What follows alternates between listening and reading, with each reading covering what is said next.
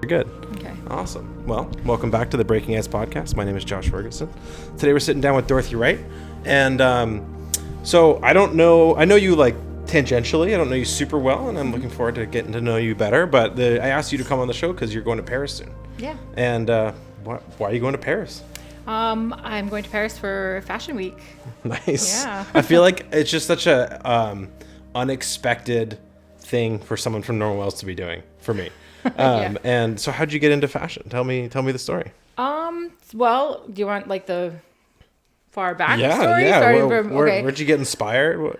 So I've sewn for like most of my life since I was like really little. And then when we moved to Normal Wells, like I had just Hope at the time. Mm-hmm. And I wanted to make all of her clothing, right? So, Okay.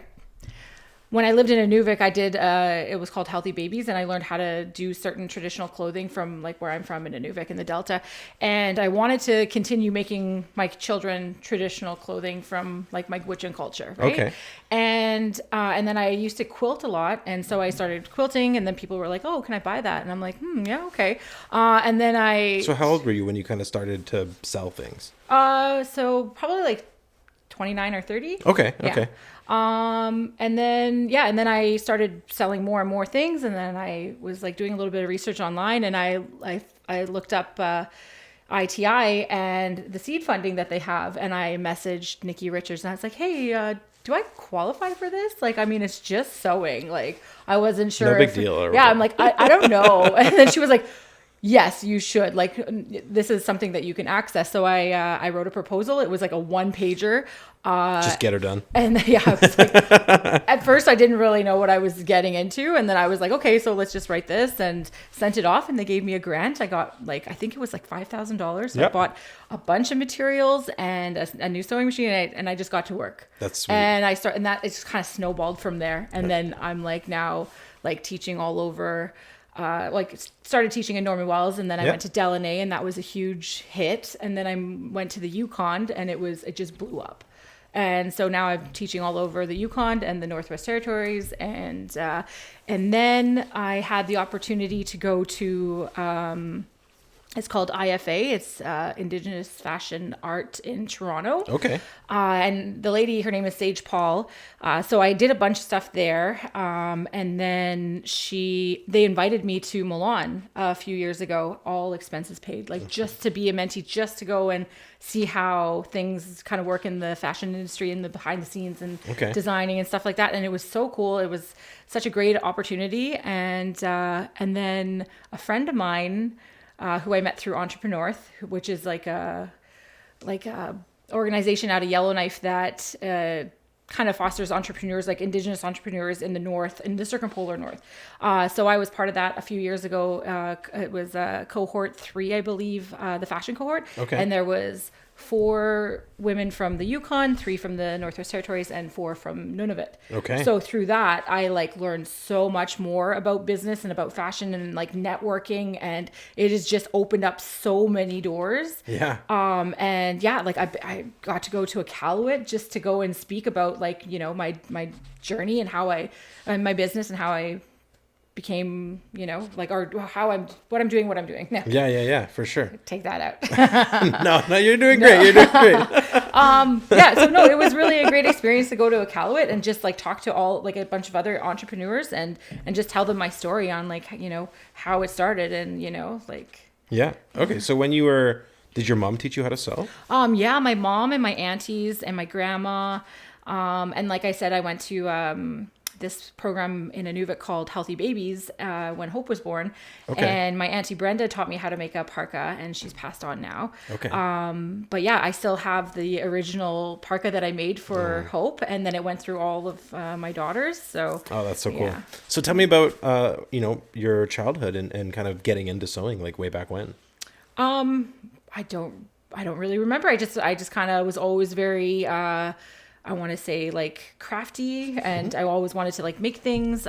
Did your parents like foster that in you? Oh yeah, my mom definitely. Yeah. Very creative. My family is very creative. My sister is an artist. She paints, and my dad actually has taken up painting for like the last few years too, and they're awesome. like really good. Yeah. What kind of painting? Like Like watercolors landscapes. or No, like I don't know. acrylics? Maybe Oils? not oils, not oils, but like, yeah, I don't know exactly. That's really cool. My yeah. parents are artists as well, so I come Okay. from an artistic background. Yeah, no, I come from a family of artists. Like my aunties, they all sew and they're all very creative. And is this mostly like traditional, like, Yeah, you know, like yeah, using furs and definitely. stuff like that? Yeah. Okay. Yeah. And then how would you describe your like style? Like I said, I'm from the Delta, so it's like the parkas that I make are all like kind of Delta style parkas. Okay. What is that? I have no idea what that is. It's just like, do you see my parka there? That's Okay. called a Delta style Okay, parka, okay. yeah. Gotcha. So it's just the way that you like it's designed, like the pockets and everything. you make like that one? I did. Okay. Yeah, because my other jacket that I bought from a store ripped, and like I wasn't like. I was like, I can't be walking around looking like this with a big hole in my jacket. I was like, I better make myself a parka. That's and awesome. that was the first thing that I actually made myself in all the years that I've been doing this. That's like the first parka I've ever made myself. That's awesome. It looks Yeah. really cool. Yeah. Thanks. And then, so for Fashion Week, like, what are you showing off? So Like, is there a runway? yeah, there's a runway. Yeah, I haven't, and I just did another interview the other day, and they were asking me the same kind of question, and she was like, "Oh, so what is your like? What are the designs?" And I'm like, I haven't even made them yet, but I know what I want to do, and I don't really like draw them out first. I usually just like see the fabric. I have to like touch it and see it, and like put things kind of side by side, and be like, okay, I think this is gonna look really nice, and then I just go from there. So you're going next week? Or- No, Oh. I'm going. I'm teaching a class. Oh, this and is. I have Okay. a- I thought yeah. you were going to No. Paris in like 2 days. No, God. No. You're like, I haven't made them yet. I was like, oh my god, you better hurry up. When I went to LA, I literally was in Edmonton for like 2 days, and I was sewing the entire time. And then I got to literally like 3 things that I made in for LA were done like the day before. That's very cool. Yeah. So, again, the kind of what I see in my mind when I think of runways is like really like kind of bizarre, what I would consider bizarre, like fashion statements of Yeah. like weird dresses and whatnot. Oh yeah. So like, no, it wouldn't be anything like that. okay. Well, you were No. at Fashion Week in Paris, right? Yeah. Like- Well, I'm not sure what the other designers will be doing, but Sure. like this would be more like what I make, like the traditional parkas and like covers and that kind of thing. Right? Okay. Well, and is there any issue with you kind of bringing the furs and whatnot across the border? No, I think that like I don't work a whole lot with seal. Okay. But I think that is the only one that is kind of banned in many countries. Okay. But I have a friend that is actually coming with me. Her name is May, and I can't pronounce her last name. Okay. But she does a lot of sealskin. Like that's her traditional, like her signature look, right? She was in New York with me as well. She did the New York show too, and then she was in Winnipeg with me in November. Okay. Yeah, and so she's also trying to come to Paris at the same time at the same show. So she was asking the same questions, and I think that you just have to do like a bunch of paperwork and and like I swear I'm not trafficking seal kind of thing. You're not allowed to sell it. You're allowed to display it. So it'd be like that kind of thing, right? Okay. So when we went to Milan too, there was a designer from Inuvik who brought like these really nice sealskin earrings, and they had like a really long piece of sealskin. And I think she had to do like a whole bunch of paperwork just to bring them into the country. And it was like a whole lot, like a whole process, right? But yeah. So can you talk about what you're planning on making for Paris, or is that like secretly under wraps? Like, Like I said, it's all up here. I don't know. But I definitely want to like traditional, modern, and like the wow factor, because again, it is Paris. Like New York was really great, and I had oh my god, it was so amazing there, and I had like a bunch of really nice stuff, and one of them that I made 2 parkas while I was in New York as well. I found a little place like that rented sewing machines, so I sweet. went there every day and sewed. Yeah, so I don't really know exactly what a designer does on their visit to New York. Just Yeah, rents a sewing machine. This one lady, I can't remember where I was teaching. Oh, it was in the Yukon. She was like, "What do you do for fun?" And I'm sitting there, I'm like, I sew. Sewing is sweet. I actually did a bunch of sewing in university. was kind of got into making like technical gear. So I made a couple jackets and like backpacks and stuff like that. Yeah. With like Cordura and different materials like that. And there was like a brief period of time where I was like, maybe I'll go into like outdoor gear, technical design or whatever. Big market for that. Yeah, I know, but it's also Seriously. insanely competitive, and Yeah. I just didn't have it in me. I was just Yeah. like, no, I'm good. No. And then I bailed. And it's funny because at that point, I think Leanna would have considered me a better like sewer than her. Yeah. And so now, even to this day, she'll like ask me questions about her sewing machine, and I'm like, I have no idea. That's so cool. Okay, so how has your like style evolved in terms of?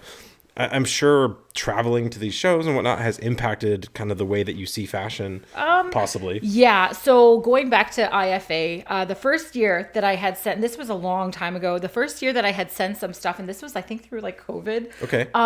Some of the stuff didn't make the show, and I was like, I questioned. I was like, why? Why not? And they're like, oh, because it's not finished. And I'm like, what do you mean it's not finished? It's completed. Yeah, what was wrong And they were with like, oh no, the seams have to be like perfect. Like everything has to be run through like a professional machine, like a serger? Yeah. Yeah. And so I was like, oh wow, okay. So I took that, and I was like, so now every time like when I'm teaching, I'm like, it has to be professional. It has to look like it came from a store or something like that, right? So, that makes sense. Yeah. And so how many machines do you have at home now? I don't know.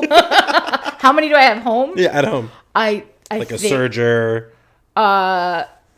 like the number of machines I have. Sure. I think I have like maybe 16 here. Oh my I probably God. have like about 16 in the Yukon. I have one in You have Yellowknife. 16 in the right now. Yukon. Yeah. Got like warehouses with sewing machines I all have over the like a place. storage unit, right? Yeah, yeah, So yeah. when I go there, I just have everything kind of in the Yukon. in the Yukon. I have like a storage unit, and then I just rent a vehicle and then drive to wherever. Okay. And yeah. That's so cool. Mm-hmm. So do you must have a pretty serious setup at your house. No, no, not really. Well, I have like my kitchen table, and I just Okay. sit there and sew. And then like my kids all do that too. So like every now and then I'll just hear my sewing machine going. I'm like, what the heck? And there's Hopi like sitting there like making something. That's I'm like, so cool. Oh, okay, that's fine. And then even the baby, like she's like 8 years old now. She's been sewing since she was like 4. But she really likes beading. But like she does a lot of sewing too, and so does Cam and Grace. Not so much, but Grace just does what. Grace So does, are parkas like your thing, or what would be your staple like item? Yeah, I guess a parka. I like doing covers as well because they're super easy. What's a cover? Just like a pullover. Oh. Yeah. I think in Uvalua call them a mountie, or not a mountie. Sorry. I don't know the name. Okay. I didn't take that out.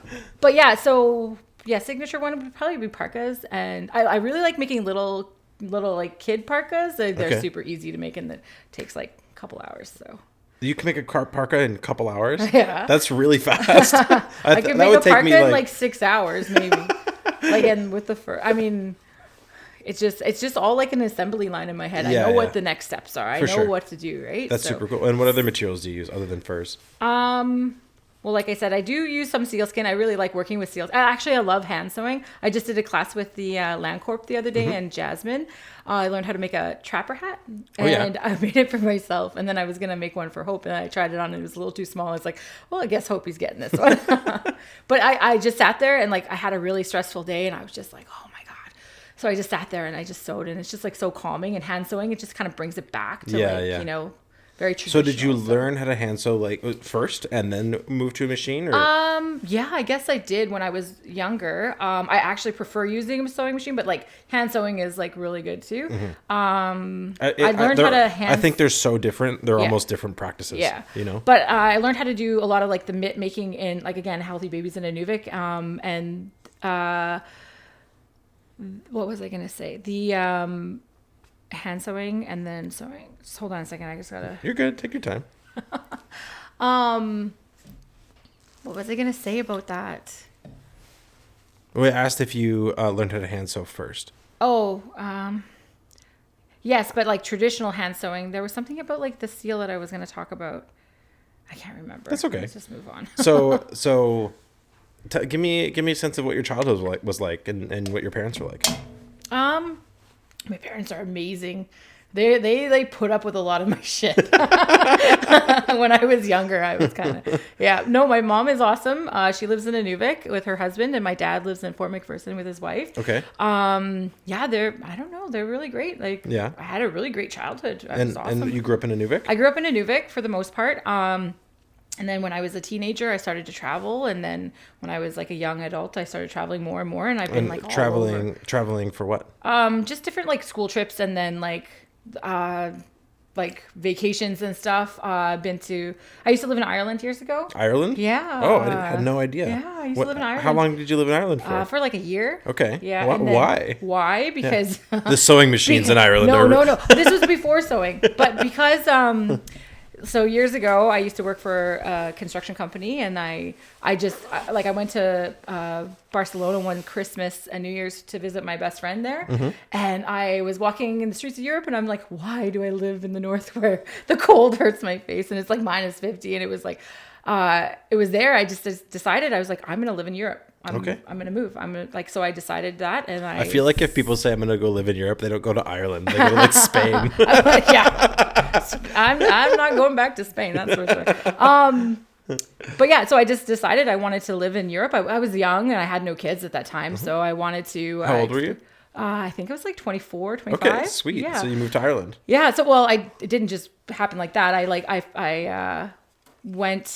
did a lot of research online, and I found this program it's called swap.ca, and it's like kind of like a safety net for young adults that want to travel. And it's like they help get with the visa, they help find social events for you to like not network, but like meet other. You're not just Canadians. alone. No, you're not alone. They help you find a job, help you find a place to stay, and yeah, so that's so cool. What was your favorite part about living in Ireland? The rain? Or? Can I say the pints? Yeah, of course you can say the pints. The weather was kind of crazy, yeah, for sure. But like I really liked the scenery. It was so green. Everything is green everywhere. Because of all the rain. The people are like super friendly and nice. And did you develop a little bit of an Irish accent? I probably did. Yes. And I've been back there a bunch of times, and my kids have been there twice. Oh, that's so cool. We traveled there a couple years ago. Yeah, and we're going back again in April. What was your day-to-day like when you were living there? Like, what were you working? I was actually an au pair. Oh, okay. Believe it or not. There you go. Yeah. Full circle. And I have a family that I worked for there, and I still am in contact with them. So you were hanging out with kids and then would travel on the weekends? I would just travel all over. I would go to like Northern Ireland. I would go to the like County Kerry. I would go to Galway or Limerick. I have a friend who actually I met in Inuvik was living in Limerick, and I didn't even know it. I was like, oh my God, I said something about Ireland. She's like, I'm here. Oh my God, I'm in Limerick. Come and visit. I'm like, oh my God. So that was fun. Yeah, it was really good. And then I went to like Portugal. I went to Spain. London sucks and it's so expensive. What is it about traveling that really captures you? No, I just can't sit still. I just always gotta be moving. Yeah. And yeah, I just really like traveling. I feel like sewing matches that character trait where you have to be moving all the time. Because if you're at home, you're like, I got to be doing something. Yeah, that's really cool. Yeah. And so like with sewing, I can't believe that, it's bringing me out to all these different places. No like kidding. I said, I was in New York in February, and my show was actually on my birthday. So that was pretty cool. And I loved New York. I think I could live there. I would totally live there. New York's a crazy place. It is. Yeah. It is. And I'm like, a few people are like, "Oh my God, aren't you scared?" I'm like, "Why would I be scared? Like, I freaking love this it's like place. any It's place. amazing. If you go to the wrong places, it can be sketchy. Oh yeah, for sure. But like, you can be smart about it. Yeah, and it's fine. Yeah, exactly. Yeah. People who are like, "Oh, aren't you scared of like living so remotely?" Like, and it's like, well, no, like, I don't know. It's not scary. Yeah. It's just different from what you would know. Yeah, exactly. I had a question. I had something else that I was going to say. So when you first started going to these like fashion shows, was that like, did you experience like imposter syndrome at all or whatnot? Like, do you know what that is? Yeah, no. Oh, imposter syndrome is like if you're working in an industry and then like sometimes I have imposter syndrome when I'm like doing the podcast or doing videography or whatnot. And it's like, I don't feel like I'm qualified to do what I'm doing. Oh, I see what you're saying. Yeah. Yeah, sort of. Probably I felt that before I started this. Yeah. Because I was like, I don't know if I could, like, I never thought that I would be a fashion designer. Totally. I would never think that, like, this stuff would be runway material type of thing, yeah. right? And then I thought about it, and like I said, a friend of mine had mentioned this New York show, and I was like, maybe I could do that. And then I was like, my stuff would probably, it might be over. And then I reached out to the lady in New York, and she's like, actually, we have a whole bunch of Canadian Indigenous designers that are coming, and we're promoting the whole day to them. Oh, so cool. And so it was like, I think it was a little easier knowing that, like that was going to be kind of highlighted. Yeah. And so when I got there, I was just like, I just took it all in. I just knew exactly what I wanted to do and how I wanted to be kind of represented, like the different looks and the different models, and it all turned out just amazing. Yeah. So how does one of these things function? Like what is the event? I have no idea. So enlighten me.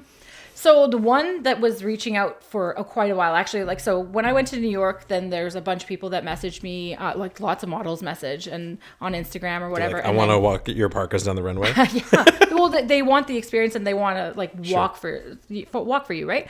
And so this it's called Paris Fashion Air in Paris. They reached out a bunch of times. They wanted me to go in September and I just wasn't ready. And then I was like, well, maybe I'll do it in March. And then I reached out to them and I said, maybe I could come in March. And they said, yeah. And I have a bunch of friends that are models. And then when I went to Winnipeg, I met a couple more ladies there. And the one lady, she was like, oh, if you ever do New York again, let me know. I would love to come. And I was like, well, actually, I'm thinking about Paris. And she was like, I would love to come. And so I was like, oh, okay.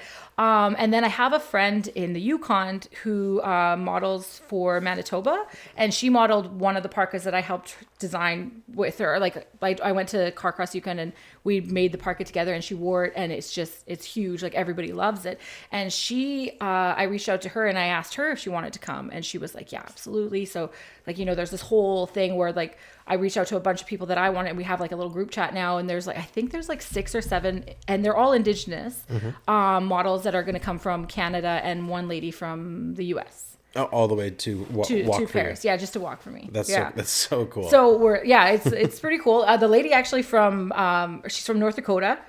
We put a call out in when I was in New York because we had one piece that was like a little big, like a bigger size, and we didn't have a model that would fit it properly. Yeah. And so we put a call out, and she answered, and she was like, "I'll be there tomorrow." And so she flew herself from North Dakota to New York, put herself up just to walk in the show, and That's it fit cool. her perfectly. It was so nice, and I had like this other cover that looked amazing on her, and then she went to my show in LA. And now she's going to probably come to Paris with us. So the day, is it a multi-day fashion show? No, it's just my show would just be one day. Like it's not a whole day. Okay, but it's but the part that you're participating in. It's a multi-day one. Whole thing. Yeah, the whole thing. So like when you show up, there's like all these designers and all these models and yes. I guess are there brands there too? Yeah, there's different. Well, like my brand is called Willow Crescent by Dorathy Wright, and then there'd be other brands there as well.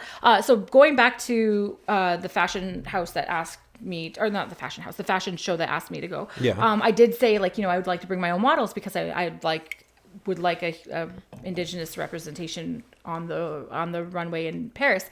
And they said, well, we have a specific look and we want to see who you're bringing. And so I sent them, a few photos and they were like, absolutely not. We're not having any plus size models on the runway. And a lot of like, none of them, like not all of the models are size 0 to 4 that I chose or whatever. So I was like, well, I'm sorry, then maybe this isn't for me. Like I want to kind of stay true to like, I want to be more inclusive to like everybody, like all different sizes, right? Sure. So I was like, maybe not. And then they're like, okay, well maybe you should try Paris City Fashion Week. So this was a different show that asked you to come. So the first Paris Fashion Air, they wanted me to come, and then I told them I wanted to bring my own models. Yeah, and they said yes you can, but not this those this models. and this. And I'm just like, well, that's kind of stupid. But anyway, and then they were like, well, you can try this fashion show. And they're like the second biggest fashion show in Paris. Okay. And they were like, yeah, absolutely. You could do whatever you want type of thing, right? You will soon be the first biggest fashion show in Paris. That's cool. Yeah. Okay, so then, day one rolls around and there's, I guess you have a time slot where your models walk. Yeah. For the rest of the time, are you observing? Are you sewing? Like no. So I probably won't be sewing while I'm there. I probably have everything prepared beforehand.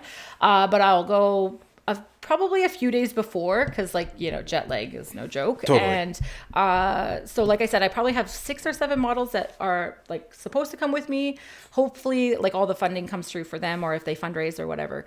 But I'll have to pick other models. So I have 12 looks that I can do. Okay. And so That's a I'll lot. probably, yeah, it is. Probably Is have that to find more than normal? Is that about about average? 10 to 12 is Okay. pretty normal.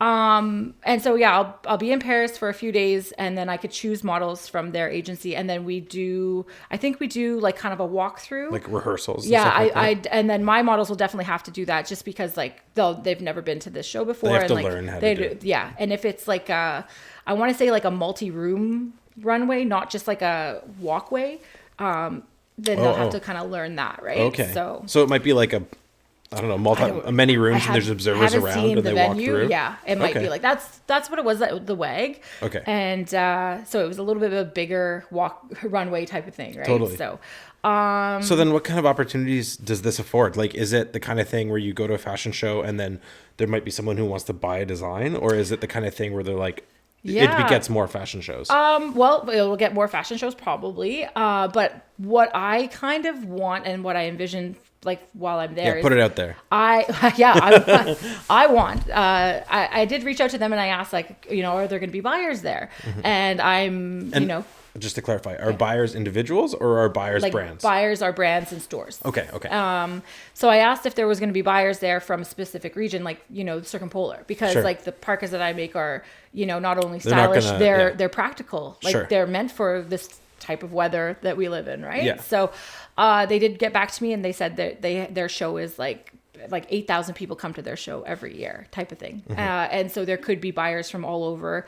And I would really like to kind of break into the market. Totally. Like in the circumpolar of the world, I guess I would say, or like, Well, if you're wherever. making parkas, probably they're not going to pop off in like Mexico. I had a show in Mexico. Oh, yeah? And it did really good. That's Yeah, cool. That's actually. Well, I awesome. didn't send any parkas, but I did send Totally. like a bunch of other stuff. Right? Yeah. But yeah, I know what you mean. Yeah. But yeah, so that's kind of the idea, and like a lot of networking. It's really great, like to go out there and then just talk to a bunch of different people because you never know what's going to happen. I couldn't agree more. You Yeah. never know. Yeah. And it's always worth, like, that's one thing that I've come to appreciate in terms of running my own business. And I'm sure you feel the same way, is like, you can't really put a constraint on how big or how, like, where you imagine your business could go. You know what I mean? I had no idea that this, like, just starting off, like I said, like a small little, like, I mean, it wasn't little, $5,000 is a lot of money, and that really helped me. But like starting off the way that I did and then building up and like reinvesting in yourself and reinvesting in your business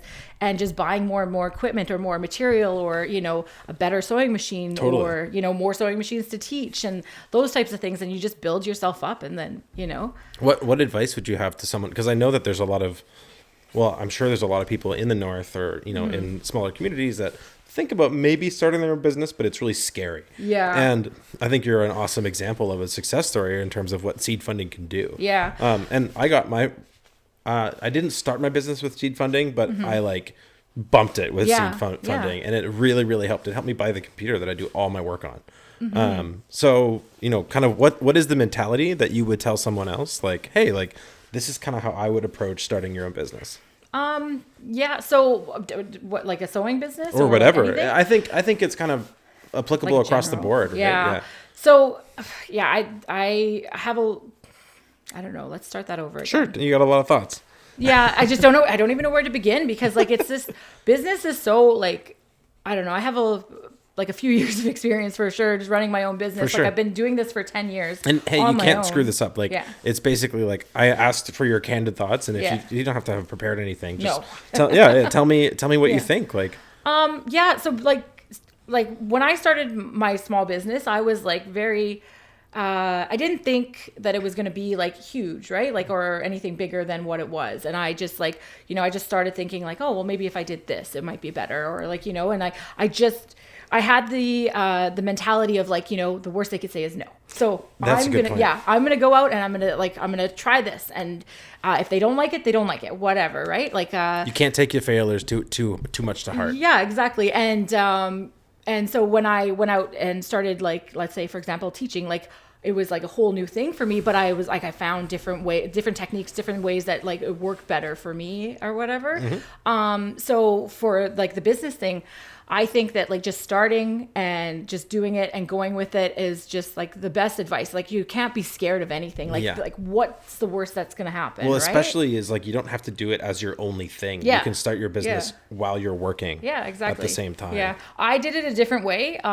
So I left my husband like, I think like 9 years ago. Okay. And I have 4 kids and I found out that I was pregnant like a week after I left him, and I was like, oh, great, nice, this is awesome. That's the best thing that ever happened, though. She's like the missing piece to my puzzle. She's like the crazy one. And so I had to work. I had to hustle. I had to like make sure that we had everything that we needed, right? I wanted my kids to have a very nice, comfortable life and a safe home and like all of those things. So I had to do what I had to do. And was your like, sole source of income your business? Was my business, Okay. yeah. So whatever I needed, I knew I needed to make money, you know? And so sewing has provided so much for us and That's for my so family. And like, it's been such a blessing. And I'm just like, I don't know how my hands know how to do this. That's what I was going to say about the hand sewing. Yeah. I'm like, how do I know how to do this? Like, it's like all blood memory, right? Yeah. So it's just, I think that's pretty cool too. That's super, that's actually a really good point, because I was saying that you could do it while you're working. Yeah. But then, like my business as well, I didn't have another job, and I was like, this has to be the thing that works. It has to work out.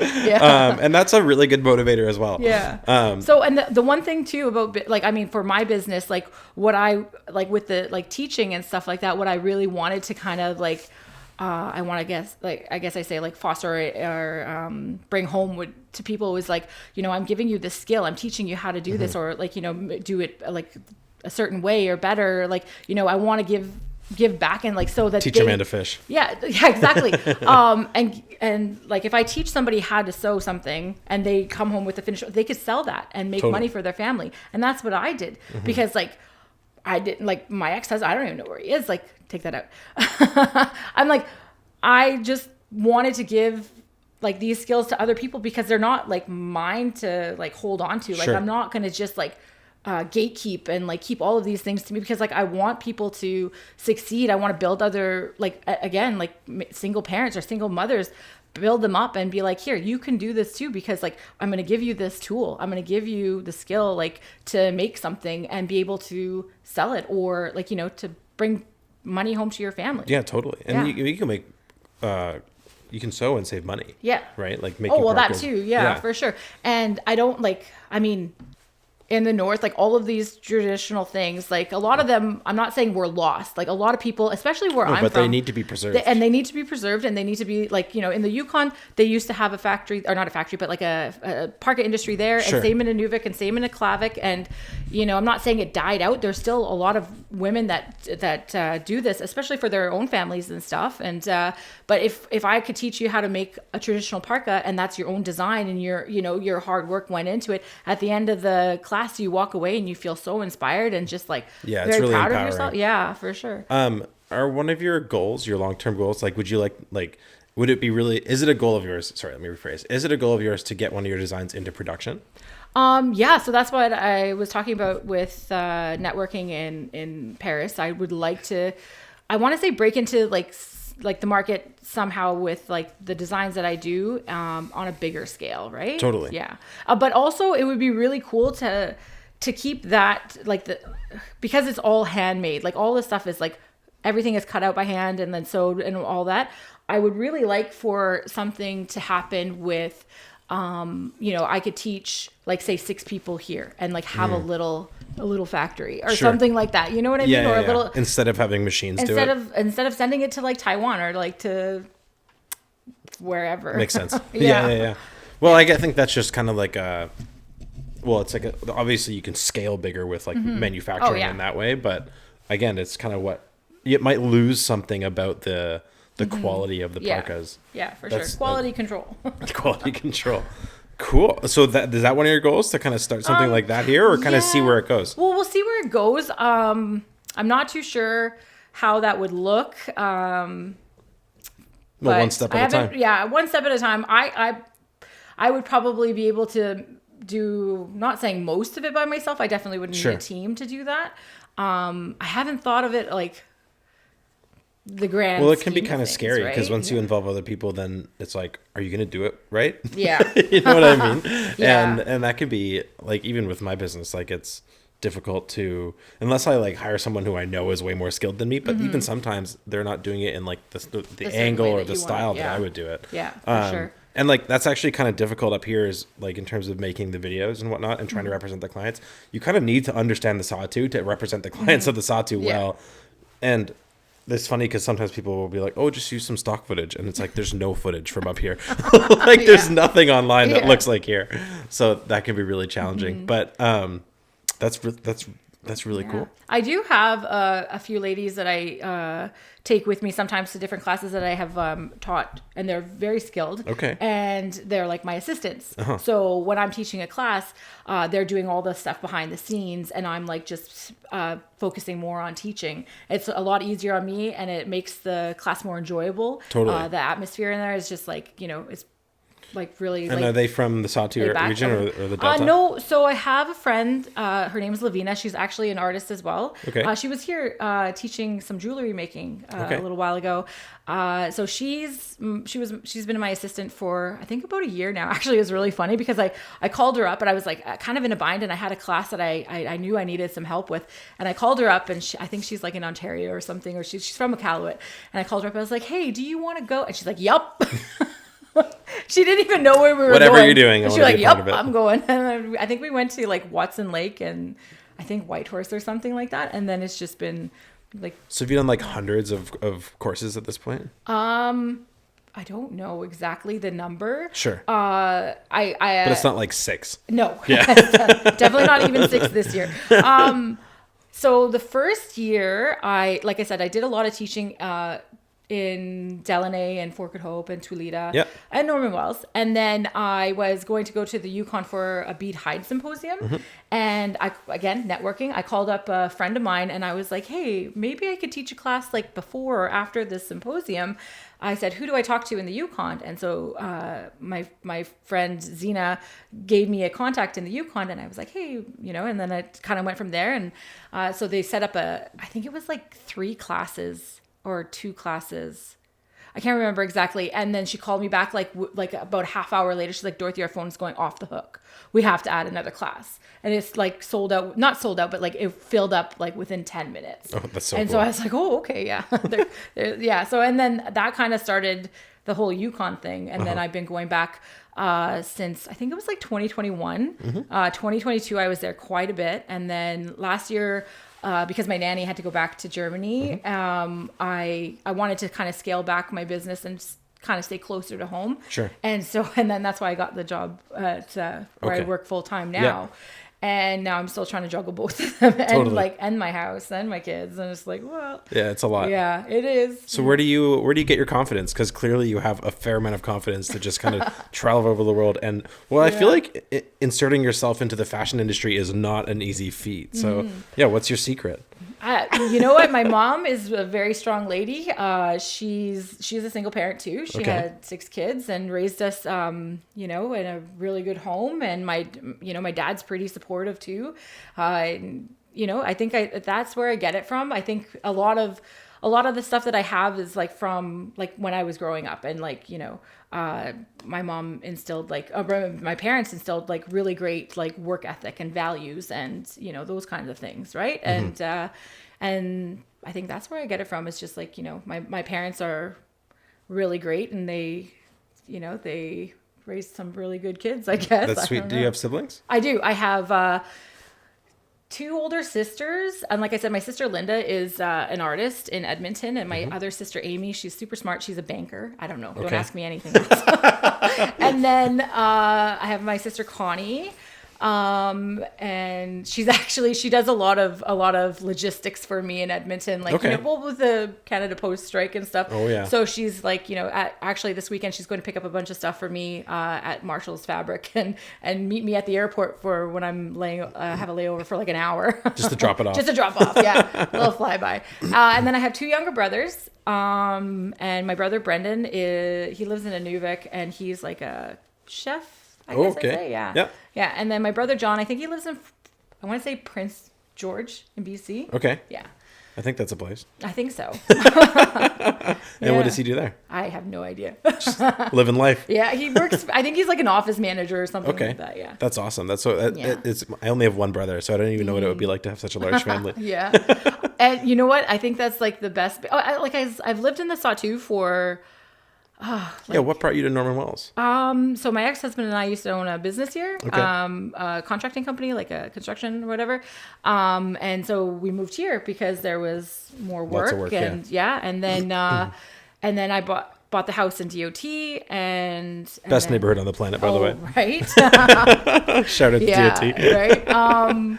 And yeah, so, and then I've been here since. And like I said, I think he's gone like 9 years now, and I've just been living here ever since, and I love it here. And I think that Norman Wells is like a really great place to like raise your kids, and you I know, like agree. again, living in DOT, they have so much freedom, Yeah. and like it's just, I think that they're going to be, I don't know, they're just, I have such an advantage living here. Like I would hate to, like, even being in the city for a little while is like so hard with the kids or whatever. Especially But if they're coming used to this kind of freedom. Yeah, exactly. And then coming home is always great. So, yeah. That's so cool.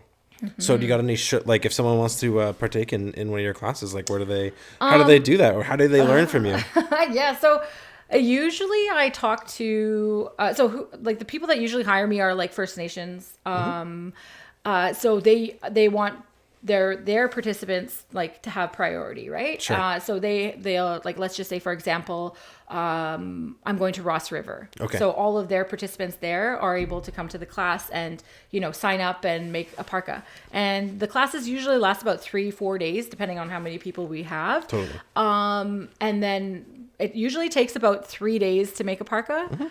So from start to finish, Like learning. to learn how to make it. And so they like, you know, have the patterns, and then we talk about design, and then we cut everything out. And I do a lot of like the like serging and like the stuff behind the scenes type of thing. Yeah, and, yeah. like to kind of make it go The faster. final touches or whatever. And then they're like right down to the end, like when they're hand sewing their fur on, like, yeah, it takes about 3 days. So do you ever machine sew fur? No. No, it's always It's hand all sewn. hand sewing. Well, I Okay. mean, I'm sure you can, but I don't. Well, it Yeah. might just be that it. Well, I don't know. The fur might interfere with the sewing machine or something like that. Maybe not. Yeah, there's like fur machines that you could use, but I Okay. don't have one of those yet. Yeah, yeah. There's actually a program, and I think ITI put this on. When did they put it on? Actually, it was in February, because it was either I went to this program in Yellowknife to learn how to like sew with different furs and like different techniques Okay. with a fur machine and all of that stuff, or I go to New York. And I was Ooh. like, well, I'm going to go to New York. Yeah. What to So do? when you do a course, do you bring like all the sewing machines with you? So like I said, in the... Is that must yeah. be why you have a storage unit in the Yukon? So like I said, Okay. in the Yukon, I have like, let's just say 15 sewing machines. Let's just say, a I don't know. casual I don't 15 know. sewing machines. And then I have all of my materials. Yes. And I usually get my materials shipped in a few days before or whatever. And then I actually use like a big U-Haul and like pack everything in, and then like, Totally. you know, and then drive to the community and unload. And then they have all of these options to choose from. So I don't just bring a few little bolts of fabric. I Yeah. have like A a lot. lot Yeah. and a lot of different options. And I have all the cutting tools and like the scissors and the... So it's actually quite a production. It is, yeah, That's it is. so And cool. so that's what, like, you know, I give them a quote. I'd be like, this is what it is. And then you don't have to worry about anything else. Just like make sure that I have a place to do this and a place to stay and food and whatever. And then I'll do the rest. That's really, really Yeah. cool. Yeah. Most of the courses you've done has either been in the Sawtooth, in the Yukon, or what, in Alberta? I haven't done an Alberta course yet. I did, well, it's called Lower Post, but it's in northern BC, but it's Okay. like right across the border. Okay. So, yeah. You could use the storage unit from the Yukon. Yeah. But the one I want to do next is actually in Winnipeg. I've Okay. reached out to a few people there, one at the WAG and What's the WAG? the Winnipeg Art Museum. Oh, okay. Or something like that. I don't WAM? know. There's a WAG. Art Gallery. Gallery. That's what it is. Yeah. And so I reached out to them, and it would be really cool to do one there because, like, again, I have like 3 models that are in Winnipeg. Totally. And so what I'm going to do for design wise is I'm going to make sure that I have everything done and then do a fitting while I'm there. Oh. And make sure that everything looks nice and like, fits them properly. Because that's one thing about doing like New York. I went there and then you do a fitting, but then it's like... Do you have to alter the pieces? You could, but like I didn't have the time to do it because it was all kind of like, it was all based on like if they could make it in time or not. Sure. And so that's why like the last model for the other parka, the last one that I did, it was too big for her. And I'm like, I was like, oh man, so we need a different model. And so that's kind of, yeah, because you don't want to display the clothes on someone who doesn't fit right. Exactly. Yeah. And the parkas, like they look good like on the rack, but like when they're on a model that is all like has hair and makeup done, it just makes it look so much better. And then also when I was in New York, we reached out to Manitoba Mucklucks. Yeah. And I've bought gauntlets from them before. Yeah. They didn't I wouldn't say partner with me, but they sponsored my show in New York, kind of like with footwear for all of my models. So they sent me like two big boxes to my hotel of Mucklucks. And then I was like, oh my God, this is so crazy. And then they came out to my show. Okay, and sick. So these two ladies from Winnipeg or Manitoba came and watched the show, and it was amazing. And they wanted representation on runways, and I wanted footwear for my models. So it was really cool. It was a good partnership. That's a really cool synergy. Yeah, exactly. And so I did reach out again with them. You like send some Mucklucks to Paris. For Paris, yeah. And so they were like, oh, we're really, really busy right now just because of like, Christmas and Black Friday and whatever. She's like, but I'm gonna talk to my marketing team and we'll get back to you, right? That's sick. That would be really cool too. Because like, again, it just kind of makes the whole outfit. So would that be a kind of company that you could possibly design for? Yeah, there is an artist market with Manitoba that I am kind of associated with that too. Like I do have like kind of an agreement with them, but I haven't sent them anything just yet because I've just been so busy. Is it a more recent agreement? I can't remember exactly when it was, but within the last few months. Oh, cool. So if I let's just say, for example, I make like 5 parkas and I'll send them the photos and I'm like, hey, this is what I have. And they'll be like, okay, well, send it to us. And then they'll sell it on their Facebook on their website. And then send me like a good majority of it. Like usually some people take like a commission. I think they only take like 7%. That's just for postage. So so they would sell like individual pieces as opposed to you're like, this is the Satu parka or whatever. Yeah. Well, whatever I wanted to send. So I totally. But I'm saying it's not like you provide a design and then they manufacture it. No. I make it and then I send them a photo and they'll be like, okay, yeah, send it. And is that better for you just because they have a much wider client base than you would just personally? I think it would be easier if I had the time to do that kind of a production. Like I would, if I were to like, let's just say, for example, make 10 covers and 3 different designs. And then I would have to have the time to be able to do all that and then send them, you know what I mean? Like, totally. I think I definitely want to be representative with them as well. But like, it's just keeping the inventory and like having the time to make all of that is, I think I just have to sit down and just do it at one point. Totally. But because of like my schedule, my work, and then my kids, and then travel and makes stuff like a that, lot of sense. It's just a lot right now. So at some point, I'm going to be able to do that and then send it to them. And your work has been able to be flexible in terms of your oh my God, they're so amazing. That's awesome. Yeah. So I also work for Arctic Energy Alliance, and like when I went to New York, I was like, hey guys, this came up, and he was like, oh, I'm a world famous designer. I was like, do you mind if I, just like work remotely from New York or whatever? And they're like, oh yeah, no problem. So they've been really good. And I think that like they're really good with like all kinds of things, right? Like because I do have 4 kids, and they're very understanding in that sense, right? So, and then with all the other travel stuff, like what happened with the fuel here, totally. I had to go away to work in Wekwiti, and they allowed me to work remotely half days, and then I did a sewing class in Wekwiti last month after the Winnipeg fashion show. And that was really cool. And so, like I said, they're really flexible. They're really great about it. So how often are you traveling for shows now? Is it like once a month, or is it like once every 6 weeks or whatever? It seems like you're in pretty high demand. So. Yeah. My schedule right now is like a little Usually it was like once every 3 months. Okay. I tried to kind of scale it back a little bit. Yeah. But just with like the cost of living and stuff like that, I kind of like, I would like to do a little bit more work. Certainly. More of these classes just to kind of keep up, right? Yeah. And so the Wekwati one was really, it was really crazy. They have like 100 people there. Okay. And we did like 35 parkas and covers in like 6 days. It was crazy. And like 100 people that lived there. And it was like, so I worked from like 12 o'clock to like 9, 10 o'clock every night. Yeah.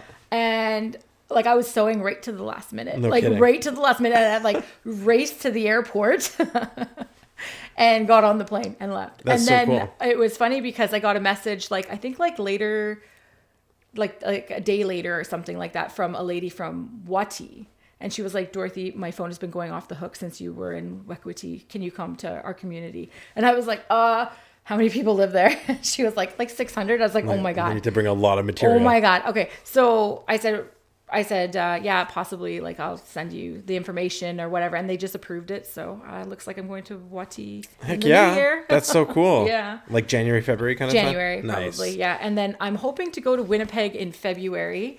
And then when's Paris? Paris is in March. March 9th is my show. So maybe we should do a follow-up episode after Paris. Yeah, absolutely.